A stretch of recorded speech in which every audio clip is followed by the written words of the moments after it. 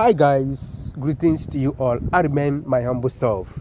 Really, the condition of things in Nigeria is getting out of hand.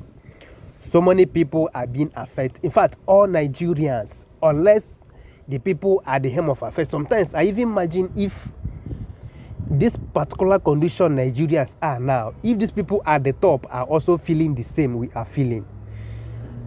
Sometimes I will be thinking, does it mean that these people they get their own filling station where they go buy petrol, or they used to supply their own petrol in their own various houses? Let me take us backward a little bit. In the year 2021, the cost of diesel was 200 naira per liter. As it stands now, how many years down the line? Just go now, say you want to buy diesel, you buy a liter of diesel for about 1,000 something naira. Don't you know that the people that are using diesel we know that it's obvious, it's audible to the deaf and also visible to the blind that Nigeria don't have constant electricity. So this is not a matter of there is light for you to produce your things. There's no constant electricity in Nigeria, and our leaders are doing nothing about it. The people that are using diesel to produce what they sell to the public, don't you think that this thing is going to affect everything automatically? Am I saying it's going to, or the thing has affected everything automatically? I want us just to watch how this investigative journalist, Constance Ikokwu, has analyzed the things and the government of APC right now, and what he said concerning what is going on right now. This woman is very intelligent, and the way he analyzed things, there's something she mentioned there that really surprised me. She said that Nigeria, being the giant of Africa, should not be missing in breeze. You know what is breeze?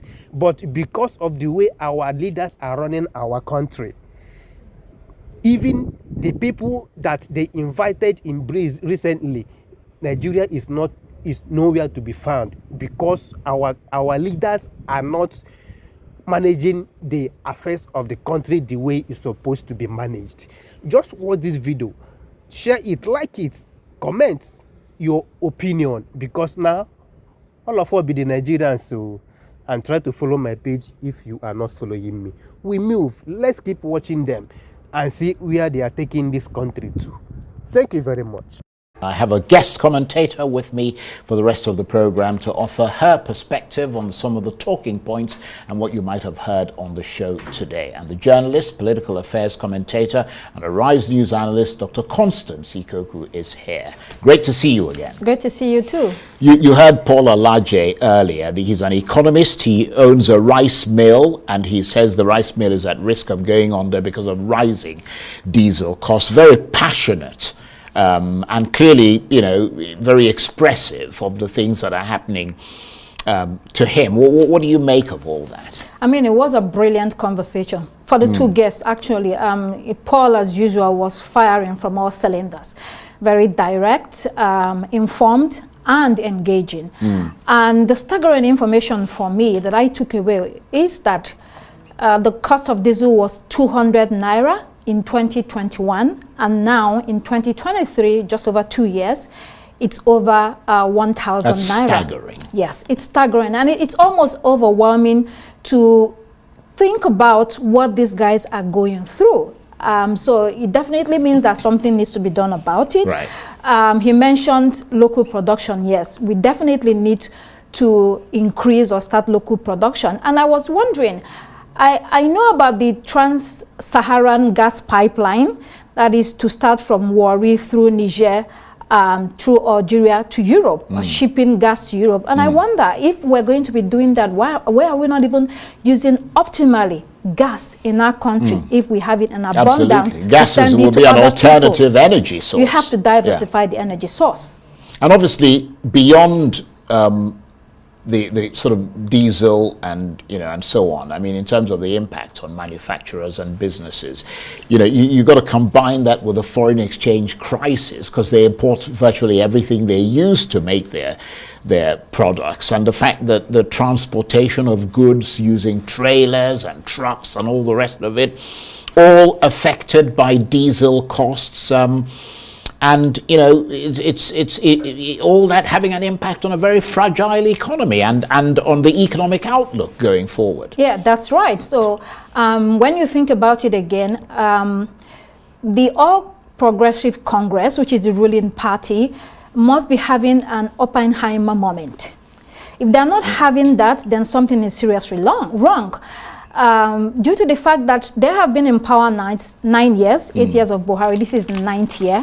And it has been bad news all round. Everyone can see it. They are not catching a breath, and it doesn't look like they have an official policy that is rolled out, with time, properly, collaboratively, to work on the economy. Everything seems disjointed, and everyone is doing whatever they want to do. And that dovetails into what Dr. Peter Said was talking about when he talked about economic diplomacy. Yes, it's good to go out there, do economic diplomacy, but you have to do your work at home.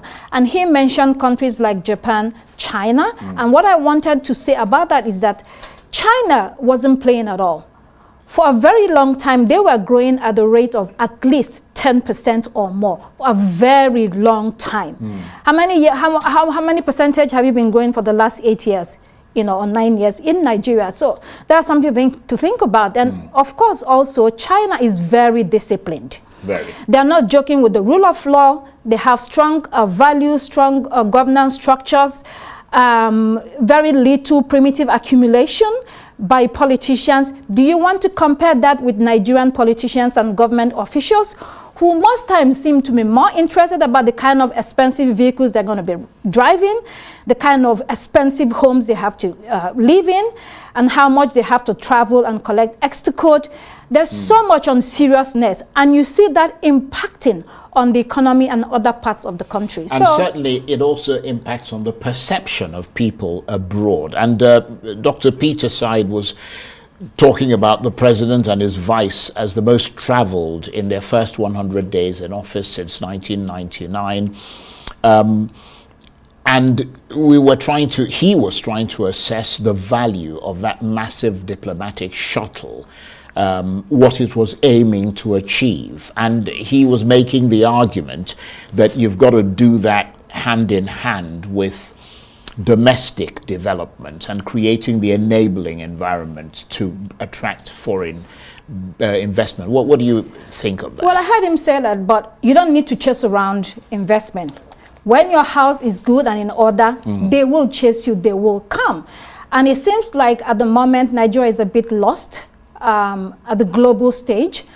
And there is a reason for that. I mean, there are a couple of things that you need to do. If you want to have that clout globally, you have to have a combination of economic, political, military, and soft power capabilities in order to build that influence. And it takes decades of careful planning, of consistent effort, of governance, good and effective governance to create that influence, create that visage. It really takes time.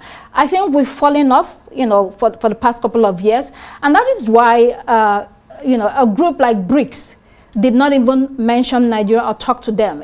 People say it's not important. They invited Iran, Ethiopia, Argentina, Saudi Arabia, UAE, and people say it doesn't matter. It matters. Why does it matter? We are the biggest economy. Well, we interchange with South Africa, but we have a very big economy in Africa. We are the largest in terms of population. In the global south, we should have a solid voice. And so you have this emerging group that covers a lot of the global south and will be even bigger. I mean, already 40% of the world population is in BRICS, and a quarter of the global economy is under the BRICS, and it will grow. Why would Nigeria not be on the table inviting other people? You actually made a very good point when you talked about one of the key things being consistency. which is what the Chinese have done.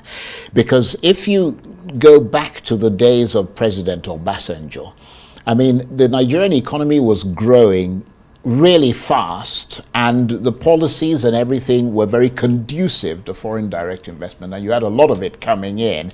And at that point, the discussion being had very, very seriously was that BRICS was going to become BRINCS, and the end there was Nigeria.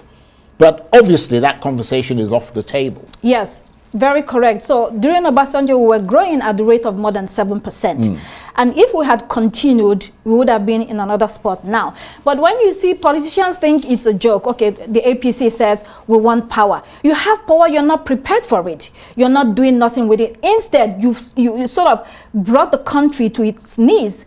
And yes, you know, Dr. Peter Said says, have patience. What kind of patience are you talking about? The world is moving. People are suffering. So what is going on with the fuel price now is causing or deepening inequality. Income inequality, because you see that people's low-income people especially spend a significant portion of their income on transportation and energy costs. Electricity tariff is not cheap at all. And then this might lead to social unrest. Labour is already talking about the strike they're going to have next week. This could eventually lead to more unrest. And then, of course, it reduces economic growth. When it is very expensive to do business, people have to lay off workers. That means you have more problems. And of course, you have the problem of inflation as well, because it's very expensive to produce anything. They then transfer the cost of the cost on the consumers. That means the prices of goods are, you know, going higher and higher. So it's a lot to tackle. So governance is not a joke. If you're going to be the president or you're going to be the ruling party, do the work. Buckle down. Well, let's hope that, as Dr. Dakuku Peterside pointed out, that now that you've got an economic team in place, that in the next few weeks to a month, they'll roll out a strategy and begin to implement it. I want to thank you very much indeed, Dr. Constance Ikokwu. She's a journalist, political affairs commentator.